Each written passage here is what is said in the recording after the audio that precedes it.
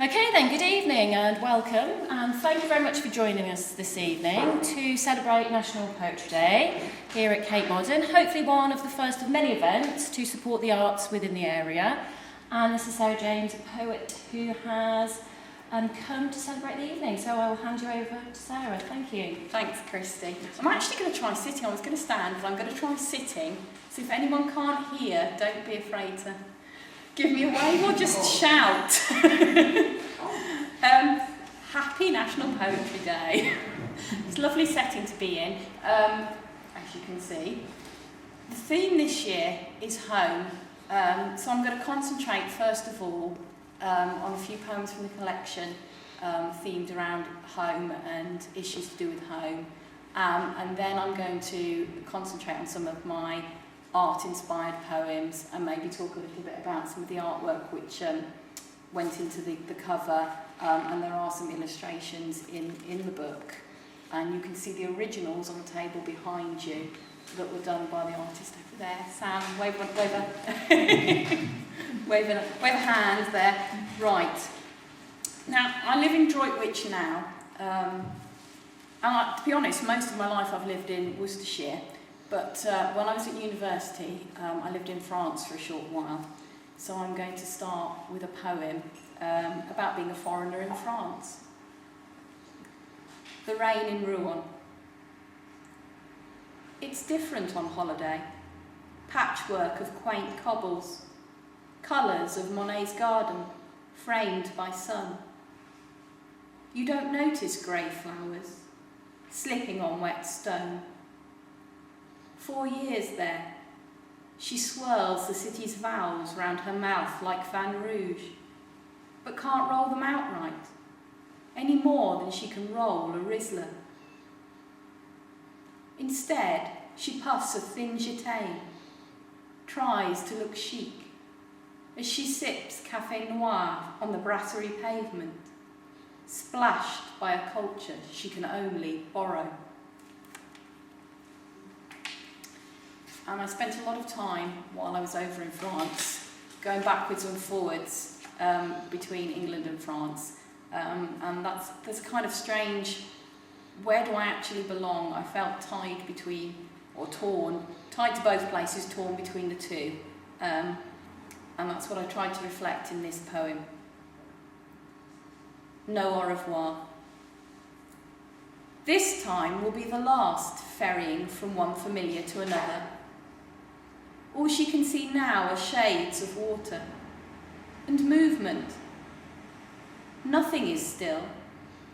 It's hard to focus halfway between two countries, moving horizons of sea and sky.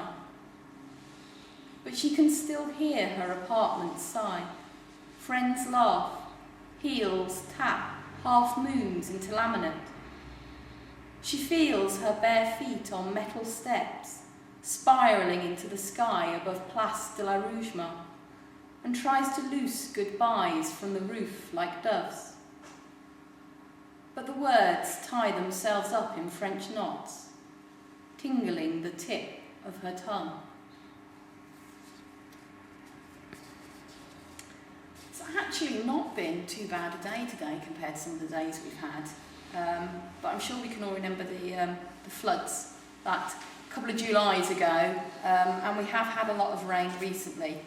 In the following poem, I decided for some reason to take a light-hearted look at it. I think possibly a sense of hysteria or desperation, and it seemed like nature was determined that whatever happened, the water was going to come in. Deluge. Flowers tip-tap glockenspiel petals on my windows. A soft yet insistent plea to come in. Soon they start creeping under doors. Carpet of tulips, daffs and primulas. Outside, birds sip from giant mud bowls. Watch as my garden migrates to the warmth inside. Wallpaper swirls with leaves and stems. This living room, no longer mine, but nature's. with armchair flower beds, plant pot cushions, and a sofa paislied in cabbage and peas.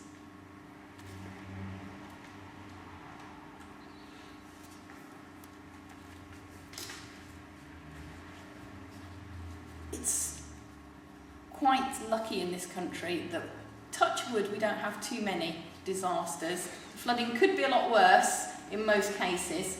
The poem I'm about to read was actually inspired by a newspaper story about a gentleman who'd been incredibly lucky to have survived more natural disasters than I could count. And it inspired this poem, which was actually shortlisted in a competition. Unsubmerged. In Dominica, an earthquake cracked Roger's home like a walnut. His wife's omelette pan skipped off the stove. Their bed hopped the floor. Chairs pirouetted into shaking walls. But cotted snug in a box for their breakfast. Half a dozen eggs, unbroken. Visiting his mother in Granada, a hurricane peeled her house like an orange. Wind stacked roofs, turned tamarind trees into mops, uprooted nutmeg plantations, but left the glass of his daughter's portrait a smooth, unrippled ocean. Half submerged in New Orleans, Roger's shoes walked in pairs on water, tables arced, chairs waded out the doors, and dead rats trailed the apartment stairs. While his daughter's dress hung freshly pressed on her bedroom door, dry and pink with flowers.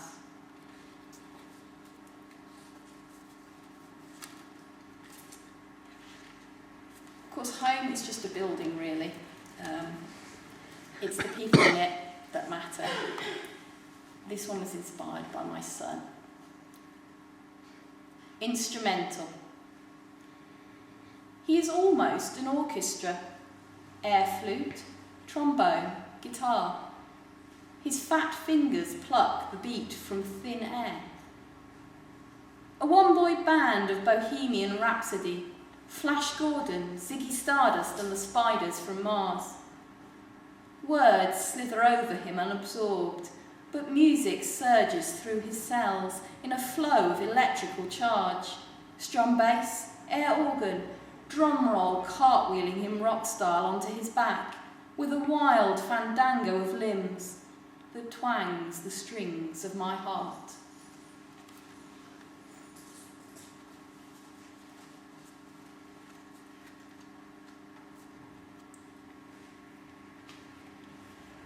And sometimes people leave. I'm sure most of us have had someone leave, or if they've not left, we've left ourselves to university or moved away from home in some way, in some shape or form at some point. Hard for the person going quite often, and hard for the person left behind. Cold fingers. When your necklace broke, spilling its heart, I bought you a new one in gold. You chucked the old chain into a drawer, scented with the lavender of unwanted gifts. Now, sorting through bits you left behind, I find it dangling from a CD case. Enya's Paint the Sky with Stars. I feel your hair plaited into metal links.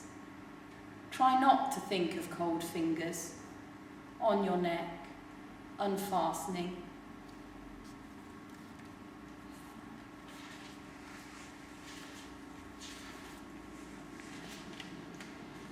Thought today to bridge from home into the art side,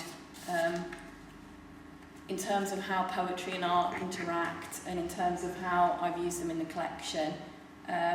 I'd focus on one of the poems in the book, which is actually it's a reflection, the reason for it will become apparent when I read it, but it's also got a home theme to it. through the kitchen window. March sunshine catches my eye. A black mark, I'll start again, sorry. Through the kitchen window. March sunshine catches my eye.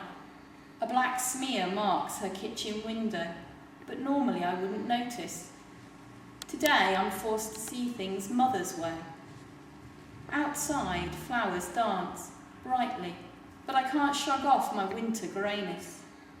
The furnished rooms echo a familiar emptiness. I remember it starting every year, her own obsessive behaviour. She'd iron curtains, spring clean the corner of cupboards. I look at the kitchen window for signs of her presence. My heart searches for her handprint on the glass. I reach out and feel March sunshine warming my fingers. I see a sand martin sing Daffodil Yellow. I see a sand martin sing Daffodil Yellow. March sunshine warming my fingers. I reach out and feel for her handprint on the glass. My heart searches for signs of her presence. I look at the kitchen window, the corner of cupboards. She'd iron curtains, spring clean her own obsessive behaviour. I remember it starting every year, a familiar emptiness.